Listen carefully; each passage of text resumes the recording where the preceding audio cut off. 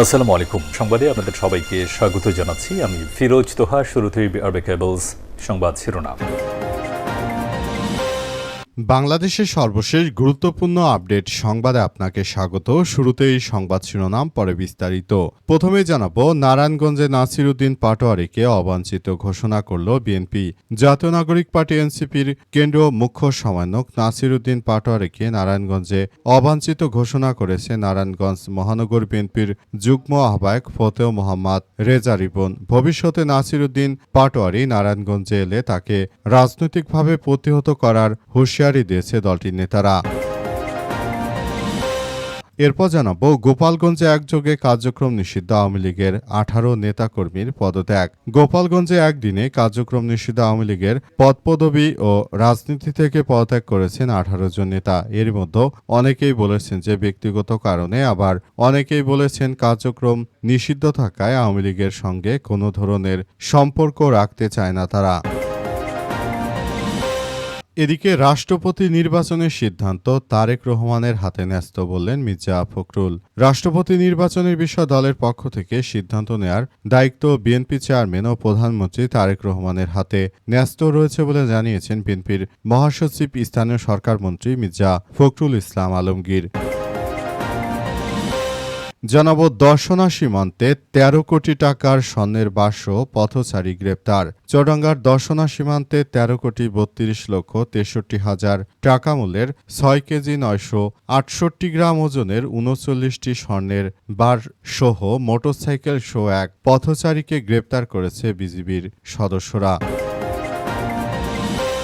এবং সর্বশেষ জানাবো, 12,500-এর বেশি প্রবাসীকে নিজ দেশে ফেরত পাঠিয়েছে সৌদি আরব। আবাসন, শ্রম ও সীমান্ত নিরাপত্তা আইন লঙ্ঘনের অভিযোগে এক সপ্তাহে 14,000-এর বেশি প্রবাসীকে গ্রেপ্তার করেছে সৌদি আরব। গ্রেপ্তারকৃত প্রবাসীদের মধ্যে 12,600 জনকে নিজ দেশে ফেরত পাঠিয়েছে দেশটি।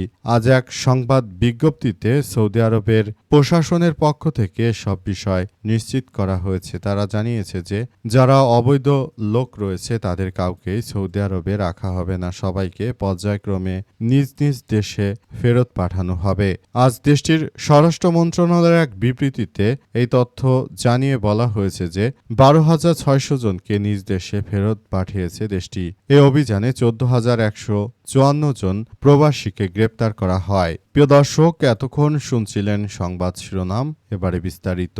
তবে তার আগে বন্ধুরা, অনুরোধ থাকবে এই সংবাদটিতে একটি লাইক দিন। এই চ্যানেলে আপনি নতুন হয়ে থাকলে আমাদের সংবাদটি দেখতে দেখতে চ্যানেলটি সাবস্ক্রাইব করে রাখুন। কমেন্ট করে বন্ধুরা আপনার মূল্যবান মতামত জানিয়ে দিন আপনি বিশ্বের কোন দেশ থেকে বা বাংলাদেশের কোন স্থান থেকে আমাদের সংবাদটি দেখছেন এবং শুনছেন। আর বন্ধুরা, গাজা যুদ্ধে আপনি যদি নিরীহ ফিলিস্তিনিদের ভালোবেসে থাকেন, কমেন্টে ইয়েস লিখে পুরো বিশ্ববাসীকে আমাদের এই তাজা আপডেট সংবাদটি দেখার সুযোগ করে দিন। এবারে বিস্তারিত। নারায়ণগঞ্জে নাসির উদ্দিন পাটোয়ারীকে অবাঞ্ছিত ঘোষণা।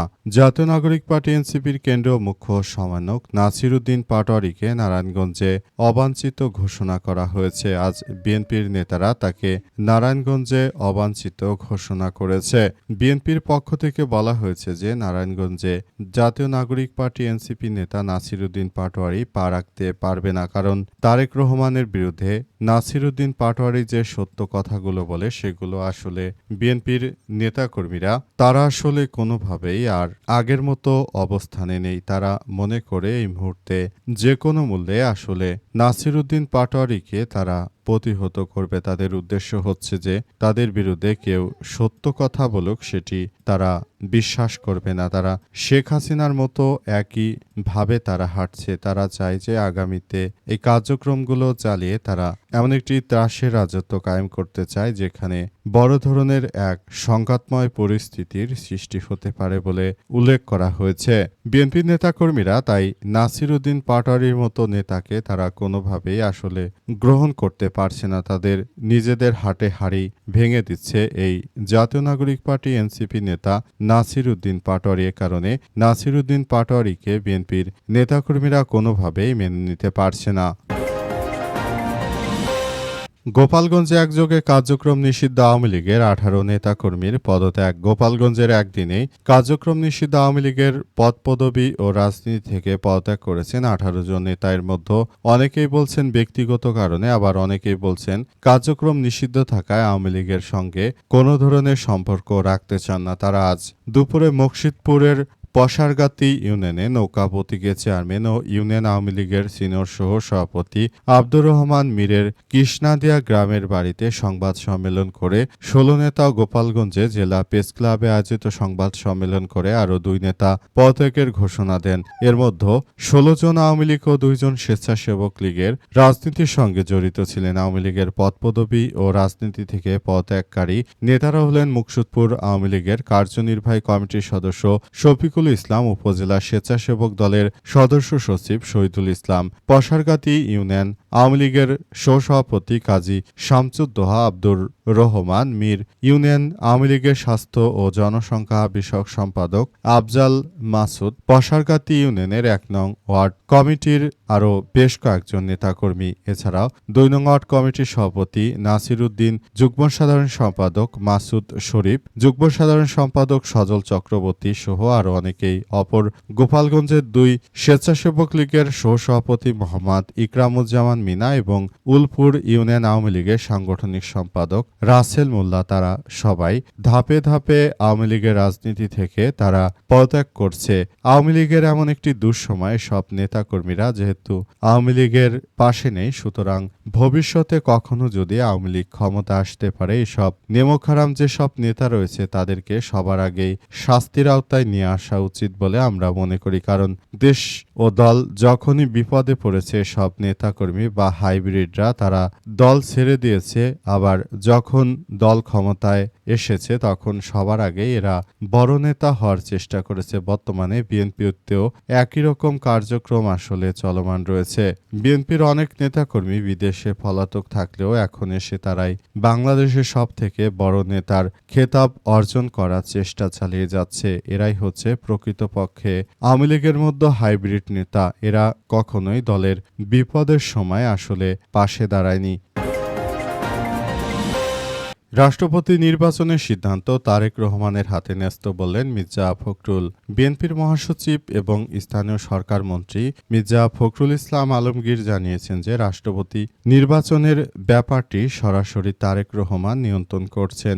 এ ব্যাপারে আমাদের আসলে কারো কিছু বলার নেই। তিনি আরও জানিয়েছেন যে তাই আমরা এসব বিষয় নিয়ে তেমন কোনো কিছুই আপনাদেরকে বলতে পারছি না। অনেকেই বলাবলি করছেন যে মির্জা ফখরুল সাহেব, আপনি জানান যে রাষ্ট্রপতি নির্বাচন কবে হতে চলেছে। তাদের উদ্দেশ্য করে আমি বলতে চাই যে এটা সম্পূর্ণরূপে দলের ব্যক্তিগত ব্যাপার। এই ব্যাপার নিয়ে আমি আসলে কোনো কিছুই বলতে পারছি না, কারণ আমাকে বিষয় বলার কোনো এখতিয়ার দেয়া হয়নি বলে জানান তিনি। মির্জা ফখরুল বলেন, কখন রাষ্ট্রপতি নির্বাচন হবে, কখন সংসদ অধিবেশন অনুষ্ঠিত হবে, সবকিছু শুধুমাত্র আসলে বিএনপি এই বিষয়গুলো নিয়ে কার্যক্রম চালিয়ে যাবে। এই ব্যাপার নিয়ে আমি ব্যক্তিগতভাবে এখন পর্যন্ত কোনো তথ্য জানি না। সুতরাং আমি আপনাদেরকে কি করে সঠিক তথ্য দেব বলেন? আমি নিজেই তো জানি না। তবে আমি যতটুকু জানি যে প্রধানমন্ত্রী তারেক রহমান তিনি মূলত এই নির্বাচনের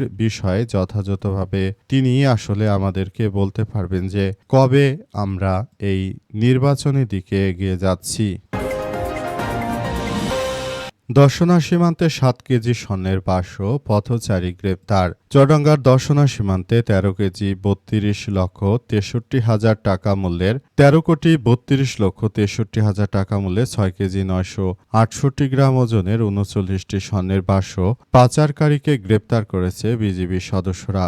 আজ চুয়াডাঙ্গা ব্যাটালিয়ন 6 বিজিবির লেফটেন্যান্ট কর্নেল সুলতানপুর বিওপির বর্ডার গার্ড অব বাংলাদেশ বিজিবির পরিচালক তিনি বিষয়টি আমাদেরকে নিশ্চিত করেছেন। তিনি বলেন যে পাচারকারীরা তারা এই বিপুল পরিমাণ স্বর্ণ ভারতে পাচার করে নিয়ে যাচ্ছে। এই স্বর্ণগুলো বাংলাদেশের স্বর্ণ এবং এখান থেকে পাচার করে তারপর ভারতে এই স্বর্ণগুলো তারা বিক্রি করবে। সুতরাং বাংলাদেশের এই বিষয়গুলো এই মুহূর্তে বিজিবির সদস্যরা তারা যথাযথভাবে সবকিছু নিয়ন্ত্রণ পরিচালনা করছে। বিজিবির সদস্যরা জানিয়েছে কেউ যেন এই ধরনের চোরাচালান করে আরও বড় ধরনের বিপর্যয়কর কোনো পরিস্থিতি সৃষ্টি করতে না পারে সেই ব্যাপার নিয়ে বিজিবির সদস্যরা তৎপর রয়েছে। সীমান্তে তারা কঠোর থেকে কঠোরভাবে নজরদারিতে রেখেছে যাতে করে আর কেউ দেশের অভ্যন্তরে আর এমন ধরনের ঘটনাগুলো না ঘটাতে পারে সেই ব্যাপারগুলো সবাইকে আরও বেশি সতর্কতার সহিত দেখভাল করতে হবে বলে উল্লেখ করা হয়েছে। আরও বলা হয়েছে যাতে করে এই ধরনের ঘটনাগুলো আর না ঘটে সেজন্য সবাইকে খুব সতর্কতার সহিত কার্যক্রম চালিয়ে যাওয়ার জন্য বলা হয়েছে। বিষয়গুলো সবাইকে আরও বেশি সজাগ থাকার জন্য বলা হয়েছে।